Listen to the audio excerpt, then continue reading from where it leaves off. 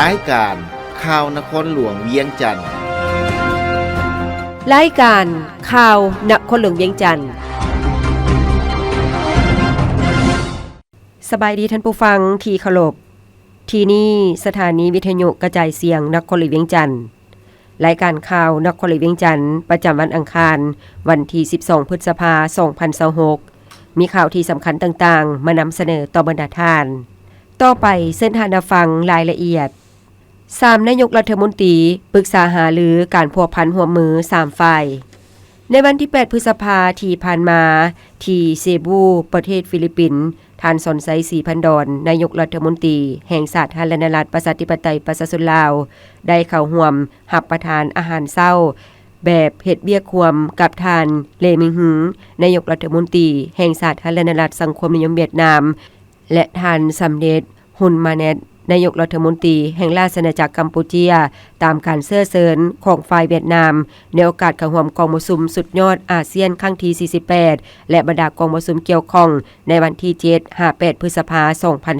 2026ในโอกาสนี้3นายกรัฐมนตรีต่างก็ได้แสดงความปิติยินดีที่ได้มีโอกาสพบปะกันอีกครั้งหนึ่งและตีราคาสูงต่อกลไกการพบปะระหว่าง3นายกรัฐมนตรีกัมพูชีลาวเวียดนาม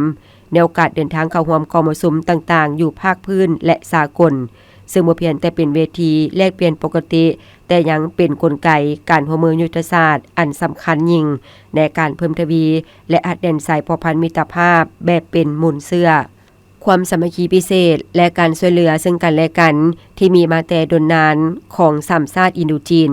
พร้อมเดียวกันนี้3นายกรัฐมนตรีได้แสดงความสมเสยและตีราคาสูงต่อสายพัวพันมิตรภาพและการร่วมมือรอบด้านระหว่าง3ประเทศกัมพูชีลาวเวียดนามที่มีการขยายตัวอย่างต่อเนื่องและเข้มแข็งยิ่งขึ้นซึ่งพ้นเด่นที่สุดแม่นการร่วมมือด้านการเมืองการป้องกันชาติป้องกันความสงบบนพื้นฐานความไว้เนื้อเชื่อใจกันในระดับสูงสุดและแสดงความเชื่อมั่นว่ากลไกการพบปะทุกระดับจะเป็นกำลังขับเคลื่อนเพื่อหัดแน่นความสามัคคีและยกระดับการร่วมมือระหว่าง3ประเทศให้เข้าสู่ล่วงเลิกยิ่งขึ้นนอกจากนั้น3นายกรัฐมนตรียังได้แจ้งสภาพการพ้นเด่นของการพัวพันร่วมมือ2ฝ่ายระหว่างลาวเวียดนามลาวกัมพูชีและกัมพูชีเวียดนามให้กันทราบโดยย่อพร้อมทางได้แลกเปลี่ยนทัศนะเกี่ยวกับสภาพการพ้นเด่นในภาคพื้นและสากลที่มีความสนใจร่วมกันในโอกาสดังกล่าวท่านสนไซศรีพันดอนได้แสดงความขอบใจอย่างจริงใจต่อท่านนายกรัฐมนตรีกัมพูชีและเวียดนามที่ได้ส่งสารแสดงความสมเสยในโอกาสที่ได้รับการเลือกตั้งให้ดำรงตำแหน่งเป็นนายกรัฐมนตรีแห่งสาธารณรัฐประชาธิปไตยประชาชนลาวอีกวาระหนึ่งพร้อมทางได้สุกยู่การร่วมมือ3ฝ่ายในขอบเขตที่เป็นบริมสิทธิ์โดยเฉพาะการเชื่อมโยงด้านโครงสร้างพลังงานการค้าการลงทุนและการท่องเที่ยวและการสนับสนุนซึ่งกันและกันในเวทีภาคพื้นและสากลให้เพิ่มขึ้นในต่อหน้าลาวฟิลิปปินส์ปรึกษาหารือเพื่อส่งเสริมการร่วมมือ2ฝ่ายในวันที่8พฤษภาคมที่ผ่านมาที่เซบูประเทศฟิลิปปินส์ท่านสนไซศรีพันดอนนายกรัฐมนตรีแห่งสาธารณรัฐประชาธิปไตยประชาชนลาวได้พบปะ2ฝ่ายกับท่านเฟอร์ดินานด์มาโกสจูเนียร์ประธานาธิบดีแห่งสาธารณรัฐฟิลิปปินส์ในโอกาสเดินทางเข้าร่วมกองประชุมสุดยอดอาเซียนครั้งที่48และบรรดากองประชุมที่เกี่ยวข้องในระหว่างวันที่7-8พฤษภาคม2026ในการพบปะครั้งนี้2ฝ่ายได้แสดงความสมเสยและตีราคาสูงต่อสายพัวพันมิตรภาพและการร่วมมือที่ดีระหว่างสาธารณรัฐประชาธิปไตยประชาชนลาวและสาธารณรัฐฟิลิปปินส์ที่ได้รับการเสริมขยายอย่างต่อเนื่องพิเศษ2ฝ่ายได้ตีราคาสูงผลสำเร็จการจัดกิจกรรมต่างๆเพื่อเฉลิมฉลองครบรอบ70ปีแห่งการสร้างตั้งสายพัวพันการทูตระหว่าง2ประเทศในปี2025ผ่านมารวมทั้งการจัดกองประชุมคณะกรรมาธิการร่วมว่าด้วยการร่วมมือ2ฝ่ายลาวฟิลิปปินส์ครั้งที่3ที่มะนิลาประเทศฟิลิปปินส์ในเดือนสิงหาคม2025ซึ่งเป็นกลไกการร่วมมือที่สำคัญเพื่อทบทวนคืนการร่วมมือ2ฝ่ายในระยะผ่านมาและสุขยุการร่วมมือในแขนงการต่างๆระหว่าง2ประเทศ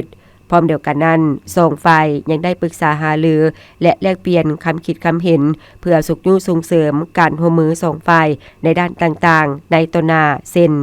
การร่วมมือด้านเศรษฐกิจการค้าการลงทุนการร่วมมือด้านพลังงานการพัฒนาทรัพยากรมนุษย์และด้านอื่นๆที่2ฝ่ายมีท่าแห่งในโอกาสนี้ท่านสนไซศรีพันดรได้แสดงความสมเสยต่อการลงทุนของฟิลิปปินส์โดยเฉพาะแขนงพลังงานสะอาดอยู่สาธารณรัฐประชาธิปไตยประชาชนลาวซึ่งมีท่าขยายตัวและเสนอให้สุขยุนักลงทุนจากฟิลิปปินส์เข้าไปศึกษาเบิ่งโอกาสในการลงทุนอยู่สาธารณรัฐประชาธิปไตยประชาชนลาวในแขนงการต่างๆให้หลายขึ้นและได้แสดงความขอบใจต่อรัฐบาลฟิลิปปินส์ที่ได้ให้การสนับสนุนและช่วยเหลือสาธารณรัฐประชาธิปไตยประชาชนลาวตลอดระยะผ่านมาโดยเฉพาะแม่นด้านการพัฒนาทรัพยากรมนุษย์ก็คือการเป็นประธานอาเซียนของสาธารณรัฐประชาธิปไตยประชาชนลาวในปี 2024 ผ่านมาพร้อมทั้งได้ยืนยันให้การสนับสนุนฟิลิปปินส์ในการเป็นประธานอาเซียนในปี 2026 นี้เพื่อหาประกันผลสำเร็จอันจบงามในตอนท้ายท่านสนไซศรีพันดรได้เชิญท่าน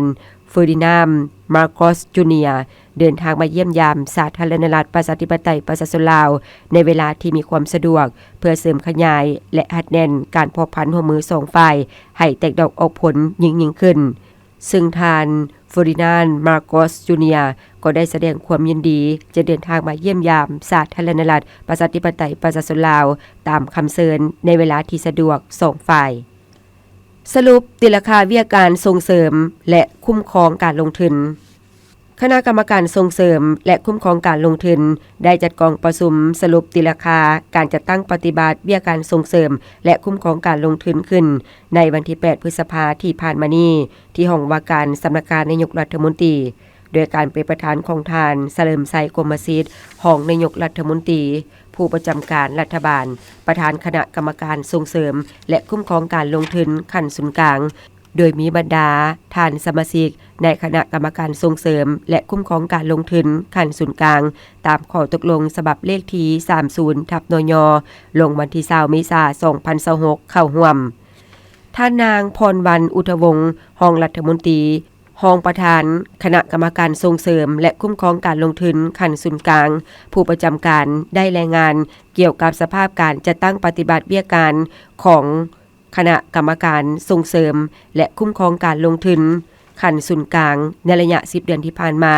โดยสามารถสั่งรวมผลสำเร็จสภาพรวมด้านการจัดตั้ง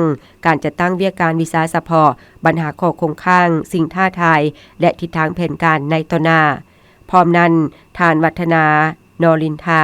กรรมการผู้ประจำการหัวหน้าห้องการ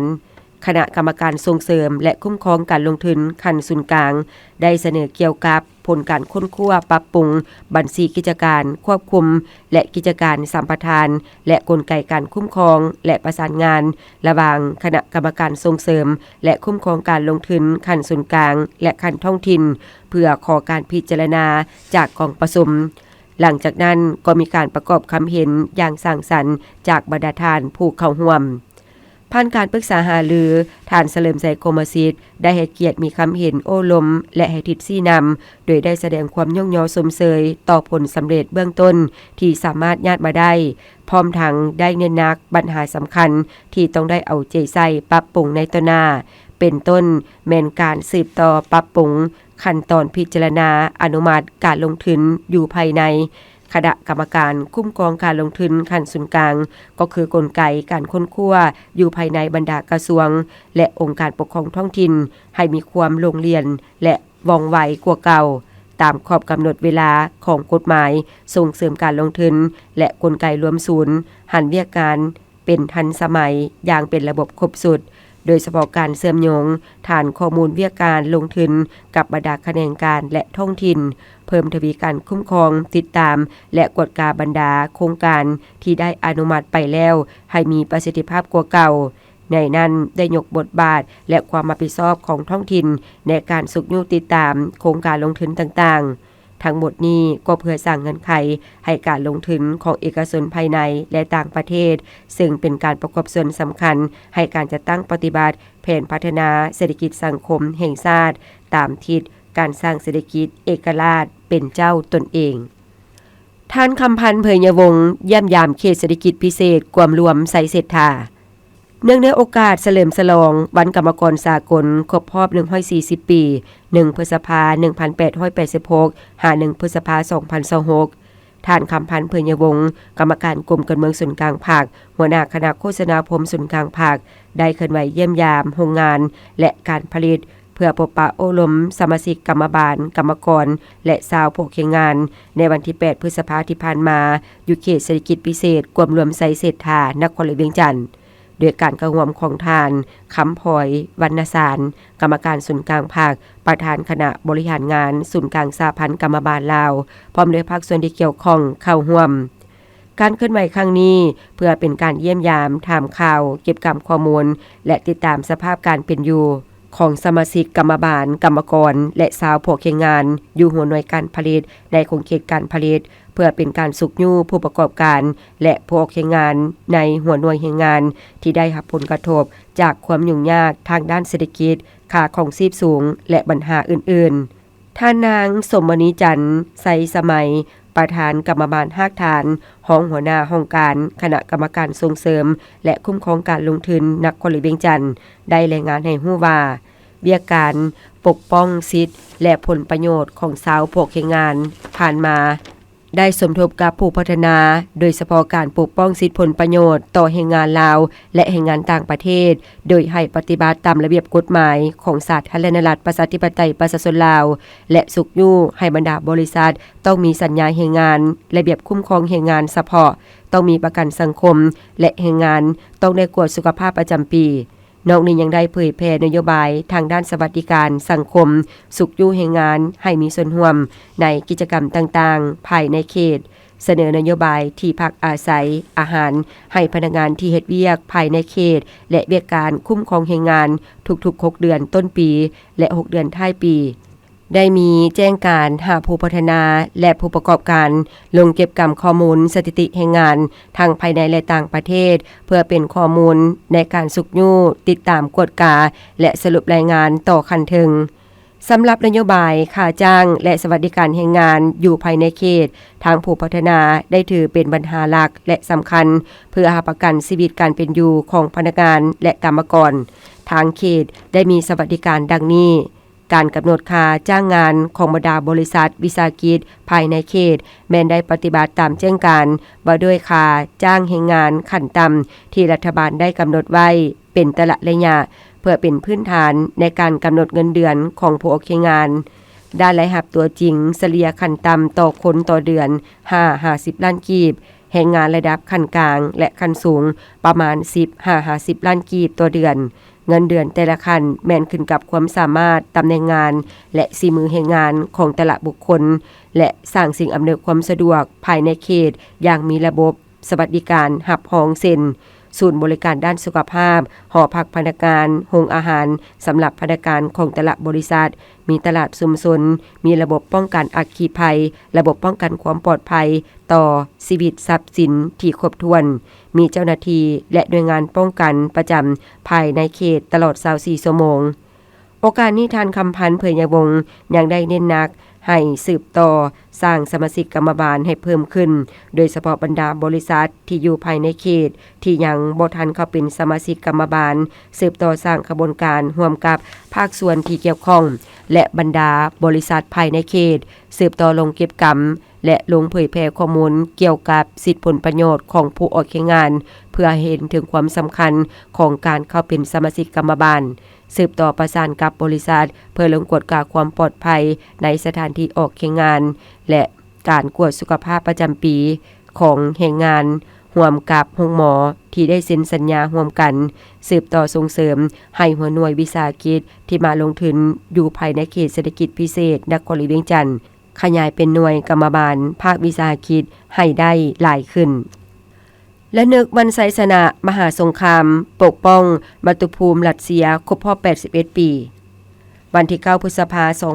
2026คณะนำกระทรวงป้องกันประเทศลาวและสถานเอกอัครราชทูตรัสเซียประจำลาวได้เข้าวางพวงมาลาอยู่อนุสาวรีย์นักบินทหารอดีตสหภาพโซเวียตที่เสียชีวิต ในสงครามอินโดจีนปี 1960 หา 1973 เนื่องในโอกาสวันไซสนะมหาสงครามปกป้องมาตุภูมิรัสเซียครบรอบ 81 ปี 9 พฤษภาคม 1945 หา 9 พฤษภาคม 2026 อยู่บ้านอากาศเมืองสีโคตะบองนครหลวงเวียงจันทน์ฝ่ายลาวนำโดยฐานพลโทสายใจกรมศิษย์รองรัฐมนตรีกระทรวงป้องกันประเทศหัวหน้ากรมใหญ่เสนาธิการกองทัพประชาชนลาวและฝ่ายรัสเซียนำโดยทานเซอร์เกย์ซุสกีเอกอัครราชทูตรัสเซียประจำลาวเพื่อเป็นการระลึกถึงไสยชนะอันยิ่งใหญ่ของกองทัพแดงโซเวียตที่ได้รับไสยชนะจากพวกฟาสซิสต์เยอรมันซึ่งเหตุการณ์ดังกล่าวมันได้แสดงให้เห็นถึงน้ำใจเสียสละอันสูงส่งและความตัดสินใจอันเด็ดเดี่ยวกล้าหาญของนายและพลทหารก็คือประชาชนสหภาพโซเวียตรัสเซียในปัจจุบันเพื่อเป็นการแสดงถึงความรู้บุญคุณต่อการช่วยเหลืออันใหญ่หลวงของพรรคคอมมิวนิสต์อดีตสหภาพโซเวียตกองทัพแดงโซเวียตทางด้านวัตถุและจิตใจต่อการปฏิบัติลาวในสมัยสงครามปลดปล่อยประเทศชาติในเมื่อก่อนและระลึกถึงบุญคุณงามความดีของบรรดาสหายนักบินสหภาพโซเวียตที่เสียสละชีวิตอยู่ประเทศลาวนับแต่ปี 1960 ฮอดปี 1973ในเวลาปฏิบัติหน้าที่ให้ได้การช่วยเหลือประชาชนลาวเพื่อต่อสู้ปลดปล่อยประเทศชาติออกจากการกดขี่ขุดหีดของพวกจักรพรรดิและเมืองขึ้นจนสามารถปลดปล่อยชาติได้อย่างสมบูรณ์ร่วมมือกันขับเคลื่อนดีท็อปสู่ระบบการค้าดิจิทัลทันสมัยพิธีเซ็นสัญญาว่าด้วยการร่วมมือพัฒนาและบริการระบบทันสมัยของกระทรวงอุตสาหกรรมและการค้าและบทบันทึกความเข้าใจว่าด้วยการร่วมมือศึกษาความเป็นไปได้ในการจัดตั้งและปฏิบัติแผนการหันเป็นดิจิทัลของกระทรวงอุตสาหกรรมและการค้าระหว่างกระทรวงอุตสาหกรรมและการค้ากับบริษัท AID CTech จำกัดผู้เดียวจัดขึ้นท้ายอาทิตย์ที่ผ่านมาที่นครหลวงเวียงจันทน์มีท่านสันติภาพพรหมวิหารรองนายกรัฐมนตรีกระทรวงการเงินท่านมาลัยทองกรมศิษย์รัฐมนตรีกระทรวงอุตสาหกรรมและการค้าท่านเล็กไลศรีวิไลรัฐมนตรีกระทรวงโยธาธิการและขนส่งคณะนำกระทรวงอุตสาหกรรมและการค้าผู้ต่างหน้าจากภาครัฐภาคธุรกิจและผู้เชี่ยวชาญด้านเทคโนโลยีเข้าร่วมท่านพุทธภาภูมิศักดิ์บริษัท AI DCTech จำกัดได้นำเสนอแนวคิดและวิสัยทัศน์ของโครงการ DTOP ซึ่งเป็นระบบดิจิทัลที่ถูกพัฒนาเพื่อยกระดับการคุ้มครองการติดตามการนำเข้าส่งออกการบริการข้อมูลการค้าและการจัดจำหน่ายสินค้าให้มีความทันสมัยโปร่งใสและสามารถเชื่อมโยงข้อมูลได้อย่างครบวงจรนอกจากนั้นยังได้มีการเปิดโต DTOP Service Station หรือศูนย์บริการ DTOP เพื่อเป็นศูนย์กลางในการบริการด้านดิจิทัลแก่ผู้ประกอบการนักลงทุนและภาคธุรกิจโดยเน้นการอำนวยความสะดวกด้านข้อมูลการค้าการบริการออนไลน์และการเข้าถึงระบบบริการภาครัฐผ่านเทคโนโลยีสมัยใหม่การลงนามในครั้งนี้ถือเป็นบาทก้าวสำคัญในการพันขยายนโยบายของรัฐด้านการหันเป็นดิจิทัลโดยมีเป้าหมายเพื่อยกระดับระบบการบริหารการบริการภาครัฐการเก็บกรรมและคุ้มครองข้อมูลให้มีประสิทธิผลปลอดภัยทันสมัยและสามารถเชื่อมโยงการเฮ็ดเวียกในระบบดิจิทัลได้อย่างครบวงจรซึ่งสองฝ่ายได้แสดงความเชื่อมั่นว่าการร่วมมือครั้งนี้จะเป็นพื้นฐานสำคัญในการพัฒนาโครงสร้างด้านดิจิทัลพัฒนาบุคลากรยกระดับระบบข้อมูลและสร้างการบริการภาครัฐให้มีความโปร่งใสว่องไวและทันสมัยพัฒนาของภาคพื้นสากลไปที่ลงนามครั้งนี้นอกจากจะสะท้อนให้เห็นเจตจำนงอันแน่วแน่ของกระทรวงอุตสาหกรรมและการค้าในการก้าวสู่การปกครองแบบดิจิทัลแล้วยังเป็นการสร้างขีดความสามารถใหม่ให้แก่การบริหารภาครัฐเพื่อรองรับการขยายตัวทางด้านเศรษฐกิจการค้าการลงทุนของลาวในยุคใหม่อีกด้วยลาวจีนร่วมมือยกระดับการคุ้มครองทรัพยากรที่ดินลาวสู่มาตรฐานใหม่ โดยให้เซลล์ซาระดับชาติจากจีนมาถ่ายทอดให้ความรู้ด้านเทคโนโลยีทางภาคทฤษฎีและการปฏิบัติตัวจริงในการสำรวจทางธรณีศาสตร์และการวางแผนที่ดินแบบครบวงจรให้วิชาการที่เฮ็ดเวียกงานที่เกี่ยวข้องกับการคุ้มครองที่ดินการปกปักรักษาสิ่งแวดล้อมกสิกรรม16แขวงในลาวแน่ใส่เพื่อสร้างความมั่นคงด้านสิ่งแวดล้อมและเศรษฐกิจให้ลาวมีความยืนยงโครงการวางแผนนำใช้ทรัพยากรที่ดินแห่งชาติช่วยเหลือลาวจัดขึ้นวันที่11 พฤษภาคม 2026ที่นครหลวงเวียงจันทน์โดยการร่วมมือระหว่างกระทรวงการค้าจีนและกระทรวงกสิกรรมและสิ่งแวดล้อมลาวเพื่อเฉลิมฉลองสายพัวพันธุ์การทูตครบรอบ65 ปีมีทานวิรณะสนศิลป์หัวหน้ากรมคุ้มครองและพัฒนาที่ดินกระทรวงกสิกรรมและสิ่งแวดล้อมทานศรีสุราษฎร์ราชสีสินห้องหัวหน้าโครงการคณะกรรมการร่วมมือลาวจีนทานผู้คำวงวิจิตรประธานมูลนิธิพัฒนาล้านสร้างแม่น้ำของพร้อมด้วยหัวหน้าผู้รับผิดชอบโครงการวางแผนนำใช้ทรัพยากรที่ดินแห่งชาติช่วยเหลือลาวพร้อมด้วยวิทยากรระดับเชี่ยวชาญจากจีนและสัมมนากรจากลาวเข้าร่วมสุดอบรมครั้งนี้มีวิชาการ50กว่าทานที่มาจาก16แขวงทั่วประเทศเข้าร่วมโดยจะลงเลิกสุมใส่4โครงเขตใหญ่ในเวียกงานดังกล่าวคือการคุ้มครองที่ดินการปกปักรักษาสิ่งแวดล้อมกสิกรรมการสำรวจแหล่งน้ำและธรณีศาสตร์บ่อแห่เน้นใส่การสำรวจธรณีเคมีคุณภาพที่ดินการประเมินอุทกศาสตร์ธรณีเทคนิคการสำรวจแร่ธาตุแข็งการสร้างแผนที่ธรณีเคมีการระบุภัยพิบัติทางธรณีศาสตร์เพื่อส่งเสริมความสามารถในการวางแผนด้วยตนเองของวิชาการลาวให้เข้มแข็งขึ้นกว่าเก่าโอกาสนี้ทานวิรณะสนศิลป์หัวหน้ากรมคุ้มครองที่ดินได้ตั้งหน้าให้สัมมนากรลาวกล่าวแสดงความขอบใจอย่างจริงใจต่อฝ่ายจีนที่ให้การช่วยเหลือลาวมาโดยตลอดพร้อมทันเน้นว่าฝ่ายลาวจะกำแน่นโอกาสในการเรียนรู้อย่างเต็มที่เพื่อตั้งหน้าทดทนบทเรียนทางด้านแนวความคิดที่ก้าวหน้าและประสบการณ์ภาคปฏิบัติตัวจริงของจีนในการสำรวจทรัพยากรและการวางแผนที่ดินเพื่อยกระดับความสามารถวิชาเฉพาะของพนักงานแถวหน้าให้เป็นระบบและทันสมัยท่านโจยุงหึงหัวหน้าผู้รับผิดชอบโครงการได้กล่าวยืนยันถึงความมุ่งมั่นของฝ่ายจีนว่าฝ่ายจีนจะสืบต่อถ่ายทอดเทคโนโลยีและสร้างความเข้มแข็งให้บุคลากรลาวที่ช่วยให้ลาวสร้างความมั่นคงด้านทรัพยากรและกาเกียมสิ่งกีดขวางทางระบบนิเวศอันแข็งแกร่งสิ่งนี้จะประกอบส่วนสำคัญเข้าในการสร้างสาแล้วทางเศรษฐกิจจีนลาวและเฮ็ดให้การเป็นคู่ร่วมเศรษฐกรรมจีนลาวเลิกซึ้งและนักแน่นยิ่งขึ้น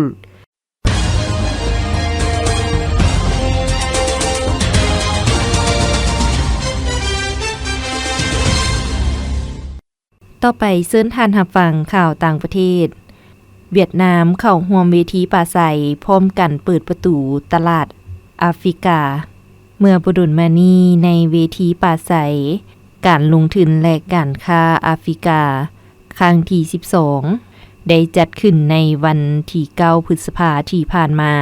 อยู่นครหลวงอานเซลีด้วยหัวข้อพร้อมกันเปิดประตูตลาดเวทีปราศัยดังกล่าวได้ดึงดูดการเข้าร่วมของผู้แทนประมาณ 2,000 คนรวมมีบรรดาประเทศเจ้าหน้าที่นักเชี่ยวชาญเศรษฐกิจวิสาหกิจองค์การการเงินและการพัฒนาที่มาจาก43ประเทศแอฟริกาและหลายคู่ร่วมมือสากลในนั้นเวียดนามในเวทีปราศัยที่ดำเนินเป็นเวลา2วันนี้มีข้อตกลงมีหลายฉบับในบรรดาโครงเขตการลงทุนการค้าและการพัฒนาเศรษฐกิจได้รับการลงนามบริษัท Toyota Motor Corp ได้ประกาศในท้ายอาทิตย์ที่ผ่านมาว่ายอดขายสำหรับงบประมาณปี 2025ซึ่งสิ้นสุดลงในเดือนมีนาได้เพิ่มขึ้น 5.5 ส่วนห้อยเมื่อเทียบใส่ปีก่อนเป็น50.68 พันตื้อเยนเฮ็ดให้ Toyota เป็นบริษัทญี่ปุ่นแห่งทำอิฐที่บรรลุยอดขาย ประจำปีเกิน 50,000 ตื้อเยนโตโยต้าระบุว่ากำไรสุทธิสำหรับงบประมาณ 2025 ลดลง 19.2 ส่วนห้อยเป็น 3.85 พันตื้อเยนส่วนหนึ่งแม่นย้อนภาษีที่สูงขึ้นในขณะที่กำไรจากการดำเนินงานลดลง 21.5 ส่วนห้อยเป็น 3.77 พันเยนส่วนยอดขายของรถกลุ่มโตโยต้าซึ่งรวมมีบริษัทย่อยเพิ่มขึ้น 2.5 ส่วนห้อยเป็น 11.28 ล้านคันโดยมีแห่งขับเคลื่อนความต้องการที่เข้มแข็งในตลาดที่สำคัญรวมทางญี่ปุ่นสำหรับงบประมาณปี 2026ซึ่งสิ้นสุดลงในเดือนมีนาปีหน้าโตโยต้าคาดคะเนกำไรสุทธิจะลดลง 22 ส่วนห้อยเป็น 3,000 ตื้อเยนและคาดว่ายอดขายจะเพิ่มขึ้น 0.6 ส่วนห้อยเป็น 51,000 ตื้อเยน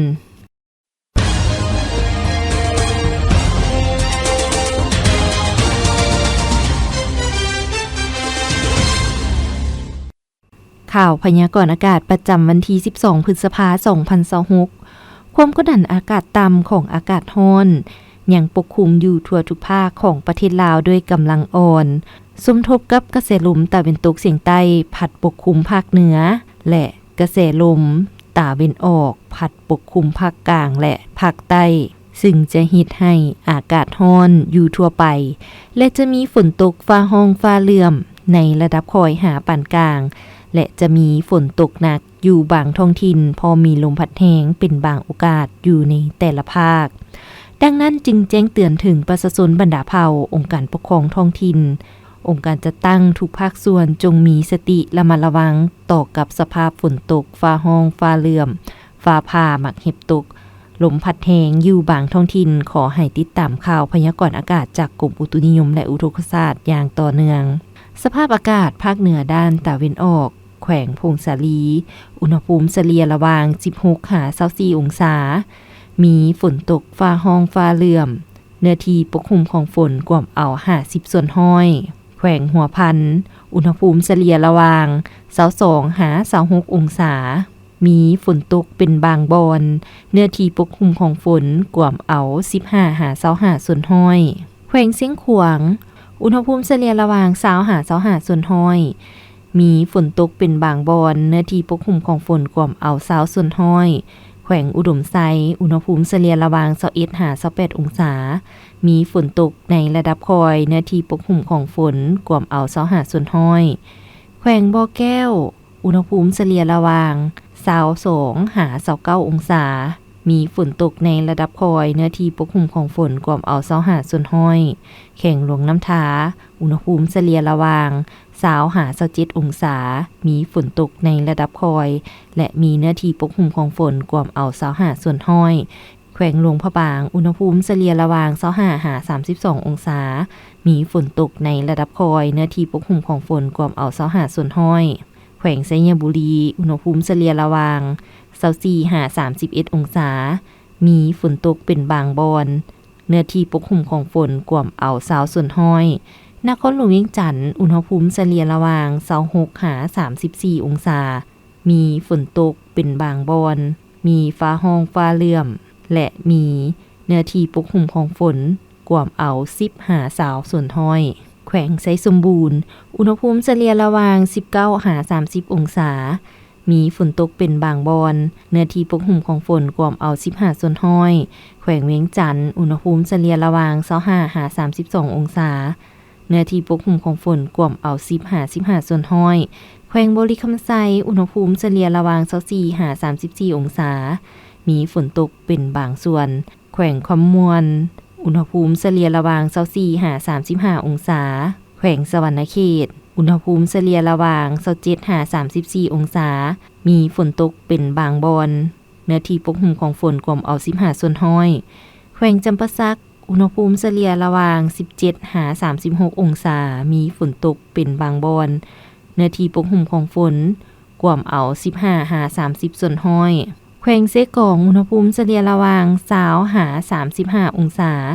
มีฝนตกเป็นบางส่วน แขวงอัตตปืออุณหภูมิเฉลี่ยระหว่าง28หา36องศามีเฟื่อบางปกคลุมเป็นบางส่วนท่านผู้ฟังที่เคารพรายการข่าวนครหลวงเวียงจันทน์สำหรับภาคนี้ได้เสี่ยงสุดลงเพียงเท่านี้